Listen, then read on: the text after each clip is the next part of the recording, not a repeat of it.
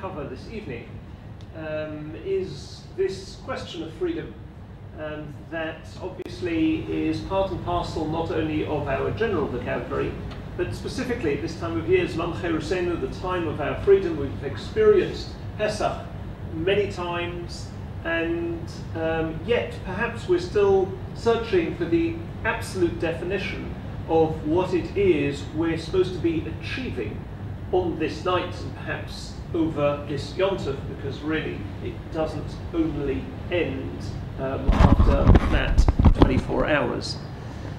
I saw recently a survey that was taken at random from the people who were part of the movement Occupy Wall Street. And somebody asked 15 of them to define freedom. And they came up with, in the main, quite predictable answers: political freedom, the ability to be able to give voice to my opinion, the ability to be able to live without fear of oppression, and there were those that spoke about financial freedom, the freedom to be able to live according to my own values, conscience. But I feel that the freedom that we are looking for is not the one that they defined. Perhaps to start with an idea from the Oznaim LaTorah, who I believe writes this piece in his 3-volume Hadeo v'Hadibur. He asks, why is it that the Torah describes the Zman Cherusenu Yitzias Mitzrayim as having taken place during Chodesh HaAviv, the springtime? Now, clearly it did occur then, yet we don't normally have seasonal information added to events that take place in the Torah. What was it about Yitzias Mitzrayim that requires us to be aware of the fact that it took place b'Chodesh HaAviv? Normally we are given the answer that it was an added bonus. Not only did we achieve freedom, not only were we no longer slaves, were we no longer in Egypt, but the entire episode took place at the most apposite time of year. It was a time which was neither too hot nor too cold. It was a time where we could experience the physical side of freedom with an absolute sense of the surroundings being in accord with our feelings. And for instance, the Maharal points out that this concept of balance is also reflected in the fact that the Exodus took place exactly halfway through the month. It's on the 15th day. That is all well and fine, but the truth is that we then embarked on a journey into the Midbar, into the desert, which lasted far longer than the spring. Even according to the original plan, we would only have made it into Eretz Yisrael at the height of the summer. So who really cares whether we got out during Chodesh HaAviv or not? And the Torah emphasizes this idea of it being springtime on 3 occasions, and it isn't a simple detail. Because in order to ensure that Pesach takes place b'Chodesh HaAviv, there needed to be a special sitting of members of the Sanhedrin. As the Gemara describes in the first parak of Sanhedrin, 3, 5, 7 members of the Sanhedrin were required to give their input as to whether this year would need a leap year, would need the extra month of Adar, in order to ensure that Pesach is b'Chodesh HaAviv. It's not incidental, it seems to be central. So we're left wondering what is so important about Chodesh HaAviv. Beyond that, perhaps we need to understand why it is that we describe Pesach as a time of freedom. nations around the world have their day where they celebrate freedom.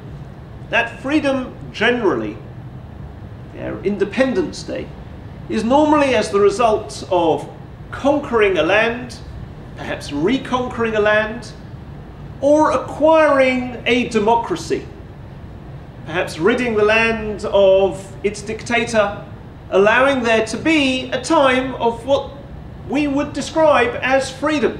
It's very understandable. We as Jews have our day or time of freedom at the beginning of a perilous journey into the desert. We had no idea where we were going. And even from a spiritual perspective, one could almost say we had no goals. It's a freedom that doesn't seem to be based on something, and definitely does not follow the normative freedom that other countries experience. So the Oznaim L'Torah explains that this freedom can be compared to the freedom that was given to Avraham Avinu, perhaps that Avraham Avinu experienced. The first time we are acquainted with Avraham Avinu is when HaKadosh Baruch Hu gives him the instructions, Lech lecha me'artzecha mi'moladetzecha u'mibeis avicha. His name is already mentioned in Parshas Noach, but in Torah Shebechsav, his first activities are found at the opening of Parshas Lech lecha. And Rashi famously describes the instructions in reverse. In other words, Rashi explains why it is that HaKadosh Baruch Hu first asked Avraham Avinu to leave Artzecha, his land, Moladetcha and Beis Avicha, which clearly from a geographical perspective are in the reverse.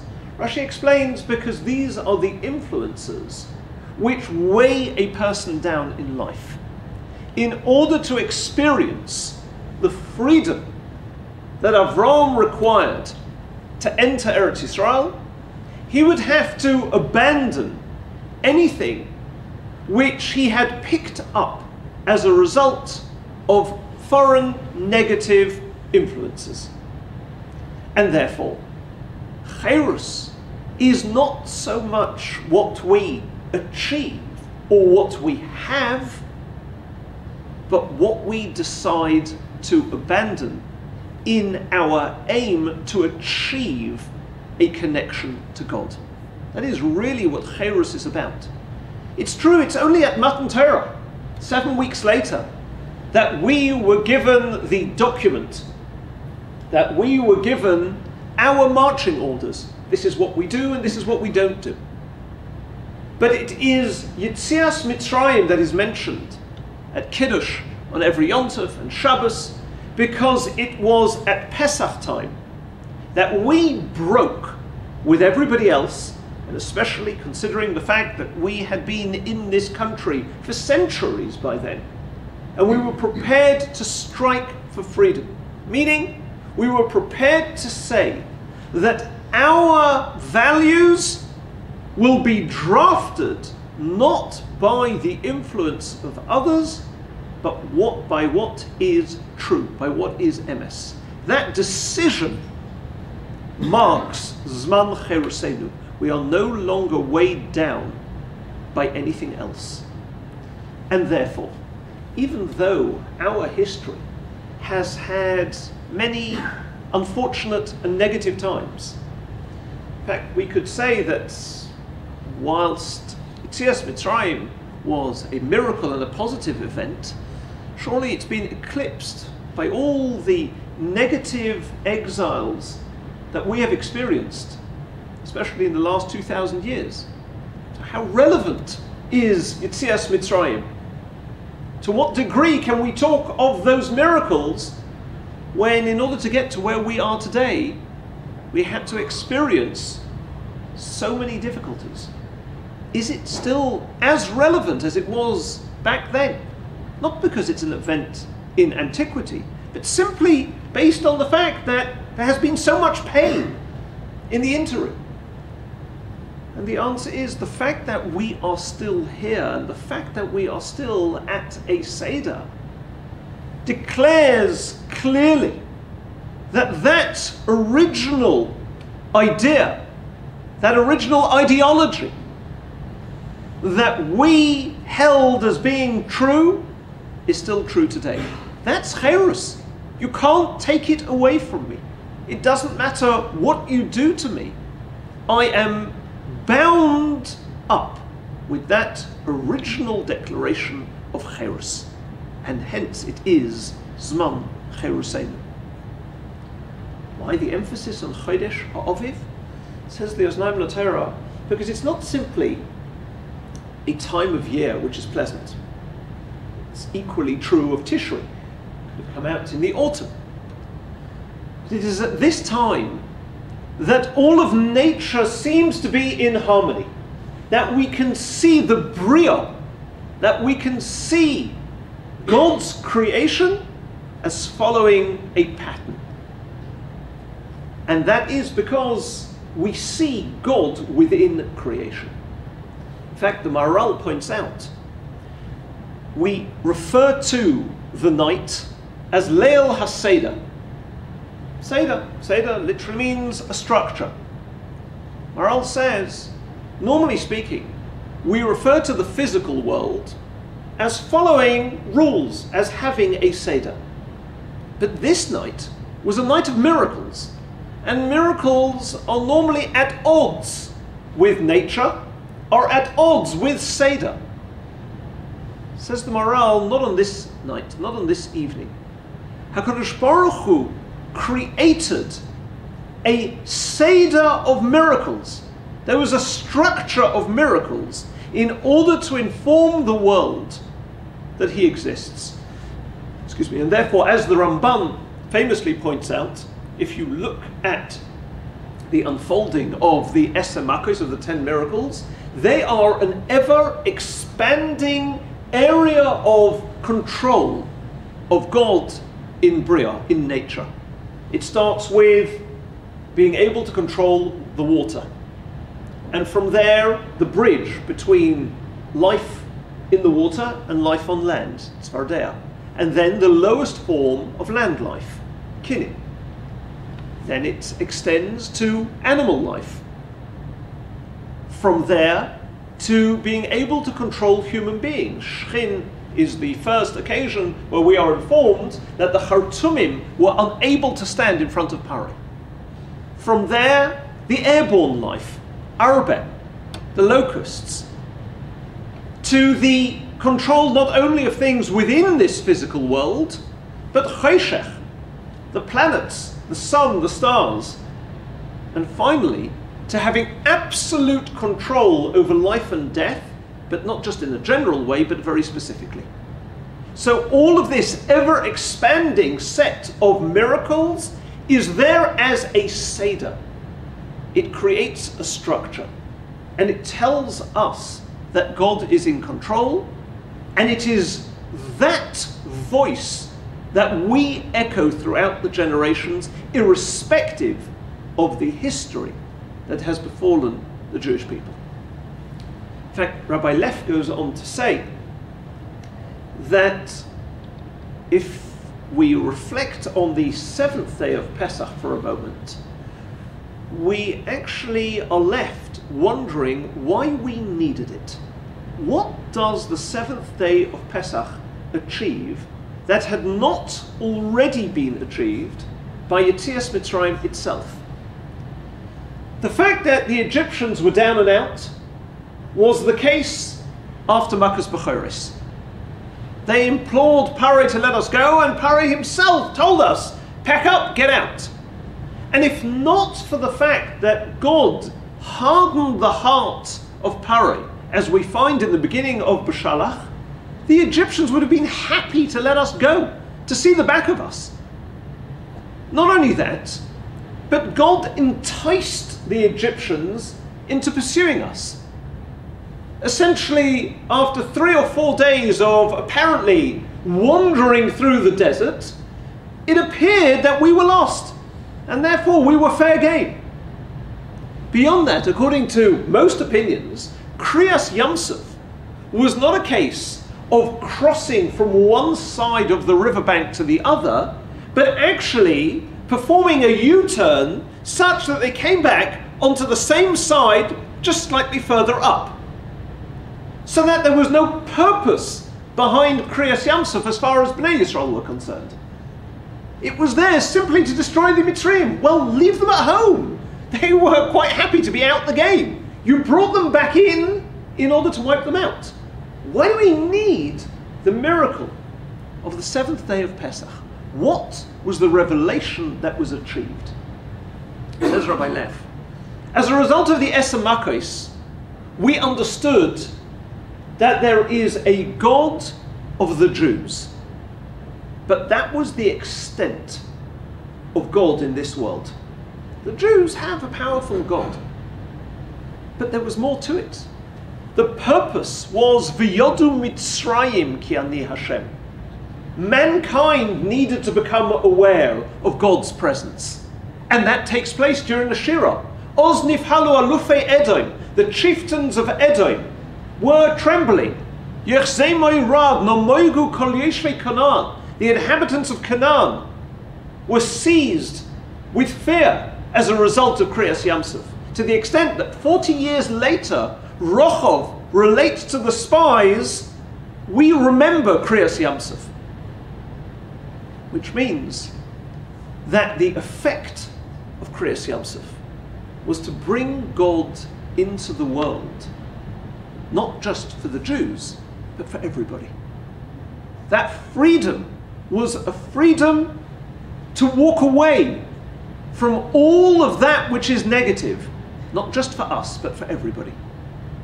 And it would have worked, except for two things. The first, internal, the second, external. The internal one was Vayasa Moshe. Moshe had to move us on from Kriyas Yamsuf because we became involved in the physicality that the world has to offer. We were so concerned in picking up the Bizas Hayam, the bounty, the booty that the sea had to offer, that Moshe had to remind us that we have a higher calling in life. But the greater problem was presented by Amalek. When Amalek attacks the Jewish people and shows the world that they're just like anybody else, they have to fight like anybody else, they live in the physical world like anybody else, it arrested the whole world's movement towards Zman Cherusenu, to understanding that there is a real freedom that can happen.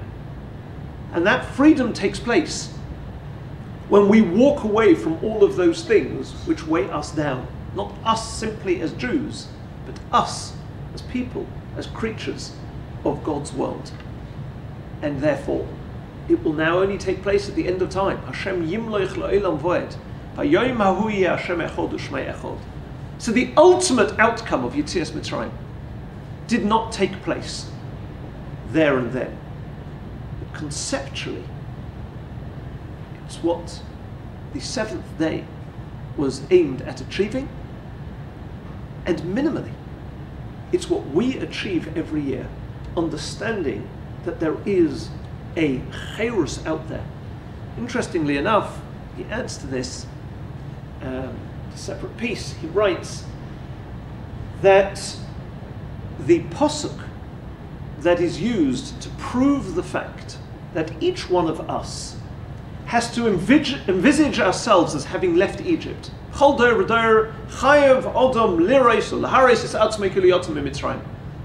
The paragraph just before the brocha at the end of Magid. We have to see ourselves as having come out of Egypt. And we quote a pasuk, Bavu zer os Hashem li b'tzeisi miMitzrayim. Rabbi Lev says, I've never met anybody at the end of Seder night who feels as if they've just come out of Egypt. It doesn't seem to work. But this is what we are obligated to go through, to experience. So he says, if you look at the Gemara in Megillah, Gemara tells us that when Talmai HaMelech, one of the Ptolemies, ordered the Torah to be translated into Greek, there were certain changes that the Chachamim made. One of them was at the end of Parshas Bo, when it says of Moshe Bnei Yisrael, the amount of years that the Jews were b'Mitzrayim was 430. 430 years they were in Mitzrayim. So they added, when they translated it to Greek, and in other lands. Because historically it's just not true. They weren't in Mitzrayim for 430 years. So Rabbi Lev says that's fine. Okay, that's dealing with Ptolemy. What about us? How can the Pasuk say something which is clearly not the case? The 430 years date back to the Bris Bein Absarim, the covenant that God makes with Avraham Avinu, in which he says that there will be a freedom, but there will be periods of exile prior to that freedom. From that moment on, Avraham Avinu is in Mitzrayim. He's not in Eretz Mitzrayim. He's in Mitzrayim. He is in the straits, the Mitzorim, the straits that we also experience just before Tisha B'Av, the Bein HaMitzorim. The Torah is careful not to talk about the fact that we lived in Eretz Mitzrayim for 430 years, but simply in Mitzrayim. We were oppressed. Avraham Avinu was unable to bring his goal to its absolute fruition. Which goal? The goal of bringing God into the world. That was denied to him because the land wasn't his and the time wasn't right. That would only take place 430 years later, and he and his descendants would experience 430 years of Mitzorim, of Mitzrayim. And hence the Pasuk does not say, Ba'avur zeh asa Hashem li b'tseisi me'eretz Mitzrayim, but b'tseisi mi'Mitzrayim. Each one of us is capable of leaving Mitzrayim behind, of leaving behind those things that weigh upon us, each year declaring anew that we are celebrating Zman Cherusenu in our own lives, in how we live our lives. And this is also one of the ideas behind the fifth kos. If you think about it, it's somewhat strange that we pour it out but don't drink it, at least in most communities. If the fifth kos parallels the fifth expression of redemption, there's not only the first four, but there's vehevesi, I will bring you into Eretz Yisrael. If we are saying that this has not yet taken place, then why are we pouring out the cup in the first place? It has not yet happened. On the other hand, if on some level we have experienced it, then drink it. But to pour it out and just shake the tables so that, Eliyahu Novi visited when the kids weren't watching, what is the purpose behind the fifth kos? The idea here is that between the first four koses and the fifth, there is a clause, there is a condition. And that is V'yadatem ki ani Hashem. The first four expressions of redemption took place on autopilot. God took us out of Egypt. It required almost no effort on our behalf. But in order to get to the ultimate level, that ultimate geula, there has to be a reflection. There has to be an understanding. And really, v'yidatem, the concept of das, is where there is havdalah, where there is a separation between that which works and that which doesn't, between that which is real and that which perhaps appears to be real, but on reflection is obvious that it is actually not the case at all. And this is also why, within the Haggadah itself, we split Hallel into two. We have the first two prokim of Hallel towards the end of Magid, and the rest of Hallel immediately after the meal. The first two prokim of Hallel contain the words Hallelu Avdei Hashem. Those that serve God will praise God. Refers to Klal Yisrael. Whereas the second half of Hallel contains the words Hallelujah kol goyim, shabchu kol ha'umim. Everybody will reach a stage where they are aware of God. And therefore, the first part of Hallel is in Magid, is in our national story. It's part of who we are, it's part of what brought us to where we are today. The ultimate story has yet to be told. It has yet to be made available to the rest of the world. And therefore, close with an idea which I believe I mentioned here a couple of years ago. And it's worth mentioning again. You might not be here, and even if you were, it's worth repeating. Not my idea. At the end of the Haggadah, for those who are still awake and still on talking terms with everybody else around the table, there is the song Echad Mi Yodea. And the answers, in the main, have either nothing or little to do with Pesach. We would have assumed that Shleisha Mi Yodea should refer to the matzos, Arba Mi Yodea should refer to the kaisos, or the Arba Bonim, or the 4 questions. And there are answers there which seem to be somewhat forced. What are we singing this song for at the end of the Haggadah? The idea is that there are certain sounds, sights, smells, which, if we experience, bring us back to something that was there many years ago. Subconsciously, we are transported back to a time in the past. It's almost as if we have no control over it. It's there. When we get to the end of the Haggadah, we want to be people who have become sensitized to what true Hersh is, to the extent that if somebody throws a number at me, my automatic subconscious response is something spiritual. 1, God. 2, luchos. 10, dibros. What else? What else could it be? That's my instinctive, natural response. That's where we want to reach at the end of the Haggadah.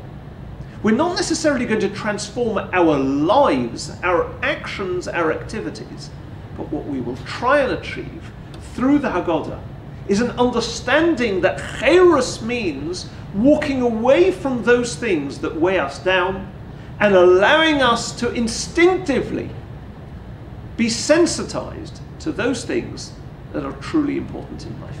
I wish you all Echad Kosher V'Sameach.